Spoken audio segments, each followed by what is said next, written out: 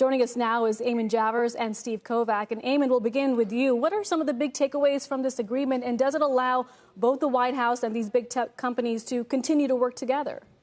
Well, it does. That's the idea. This is just a starting point, Seema. The idea here is that these are voluntary agreements between the companies and the White House. No force of law behind this at all. And if you listen to what the president said in the last hour, a lot of what he was talking about there was trust. And you can see why that's where this deal starts, because the U.S. government certainly has an interest in these AI systems being trustworthy. And of course, there's a corporate incentive that these products be trustworthy. If you're going to try to sell them to people, you want people to believe that they're trustworthy. So they do have an incentive, these executives do, as you see them in the Roosevelt room there a short time ago. The executives have an incentive to make sure that their products have sort of the good housekeeping seal of approval, for lack of a better metaphor, in terms of safety.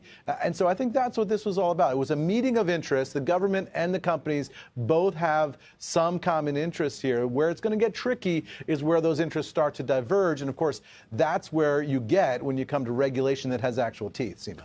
So, Steve, who was there exactly? And what does it say that the White House would convene this kind of group to discuss these sorts of safety issues? How, in other words, how concerned is the administration about AI? Well, we have executives there. We have Nick Clegg from Meta. He's the top policy and comms person. We have executives from Anthropic, that company we were talking about earlier this week.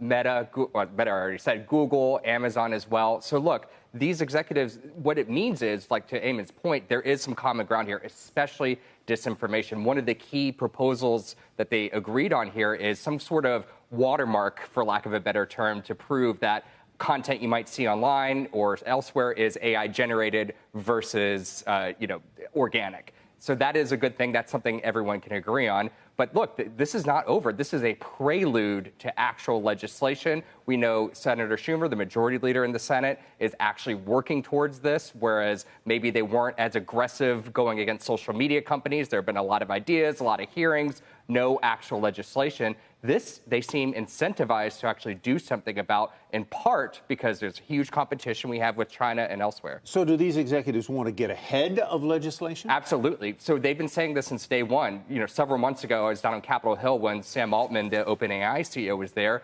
And the senators in that committee, they were just appalled. They couldn't believe they would have a tech executive there saying, please regulate us, please regulate us. Of course, the caveat, the asterisk there is regulate us the way we want to be regulated, but they are getting ahead of it. It's also a PR nightmare, because if they break something, it's very fundamental, and then they're in the same trouble they were in that we've seen over the last decade or so. We're looking at some of the stock performance of the CEOs who were at that meeting in the White House. Is this what Wall Street wants to see, Steve? The fact that both the White House and these tech companies are getting on the same page? Because others would say this could actually lead to more regulation, which slows down the advancement of AI. It's definitely going to lead to more regulation. But look, what Biden and the administration and the lawmakers have said is they don't want to fall behind here. But what does the market like? Well, let's look earlier in the week what the market reacted to. They reacted to Microsoft putting an actual price on their AI products, $30 per user per month to use that AI co-pilot in Office.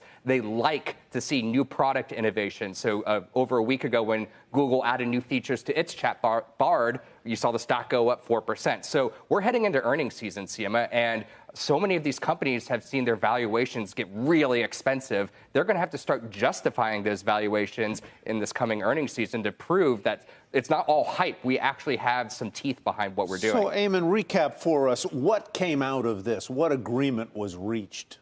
Well, it's an agreement on a number of fronts. You know, Steve was talking about the watermark issue. They're also agreeing to allow testing and inspection of some of these AI applications before they release them into the wild, so to speak. So there are a number of bullet points here that were reached. And if you listen to the president, he gave us a little bit of a roadmap to the future here and talking about what he wants to do in meeting with G7 U.S. allies around the world in terms of this issue as well, because it's not just a U.S. issue, of course. And then you also got the sense that he's contemplating more executive action, executive orders here on this, things he can do within the executive branch just by fiat without waiting for Congress. So I think those are the two most likely next steps here is some kind of global consensus building around this, and the U.S. administration taking steps on its own. It's hard to see Congress doing anything meaningful on this anytime soon, given the current very narrow divide in Congress. Building a coalition there is going to be very, very difficult anytime before 2024. So a good start, but still a ways to go. Yeah. Yeah. Eamon and Steve, thank you.